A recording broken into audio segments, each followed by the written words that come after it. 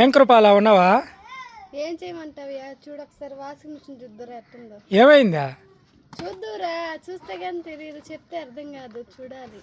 4 రోజులు ఇంట్లో లేకపోయేలేకే మా ఇంట్లో కాపురం చేస్తున్న వాళ్ళు ఈ వాషింగ్ మిషన్ని ఏ విధంగా నాశనం చేశారో మీరే ఒకసారి చూడండి.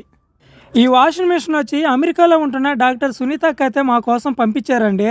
ఈ వాషింగ్ మిషన్ అంటే అంత ఇష్టం మాకు. మేము ఛానల్ పెట్టిన తర్వాత మొట్టమొదటిగా వచ్చిన ఫస్ట్ గిఫ్ట్ ఇదే మాకు. వైర్లు కోరికిందే కాకుండా లోపలికి వెళ్ళడానికి చాలా రకాలుగా ప్రయత్నించారండి. ఇది అమెరికా నుంచి వచ్చింది కాబట్టి గట్టిగా స్ట్రాంగ్గా ఉండింది కాబట్టి సరిపోయింది. లేకపోతే దీనికి బొక్కలు వేసుకుని లోపలికి వెళ్ళి మిషన్లు మొత్తం కొరికేసి ఉన్నట్టు.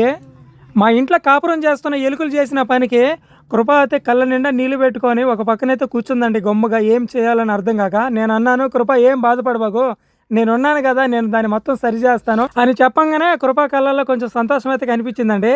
ఇంకా కృపకి ఇచ్చిన మాట ప్రకారంగా నేనైతే కూర్చొని వాషింగ్ మిషన్ బాగా చేయడానికి రెడీ అయిపోయినానండి. కానీ కృప ఒక మాట అనేది ఇంకా బాధ అనిపించింది. ఓయా ఎలుకలు కొరికిన దానికంటే నువ్వు కొరికేదే నాకు ఎక్కువ బాధ అనిపిస్తుంది.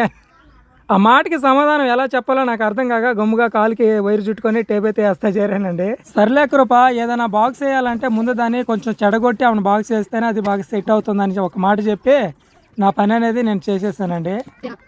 హ్యాపీయా? హ్యాపీ అంతేనా? మంచిగా అయినట్టు? మంచిగానే అయినట్టు. ఆ జాయింట్లు అన్నిటికీ టేప్ చుట్టిన తర్వాత వాషింగ్ మిషన్ పని చేస్తుందా లేదని ఒకసారి చెక్ చేస్తున్నామండి.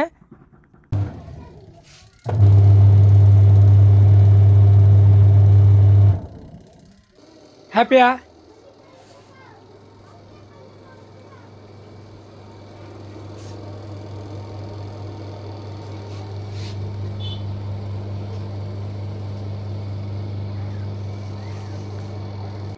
భయం లేదు, దిగులు లేదు, నన్ను పెట్టి చెయ్యలేదు.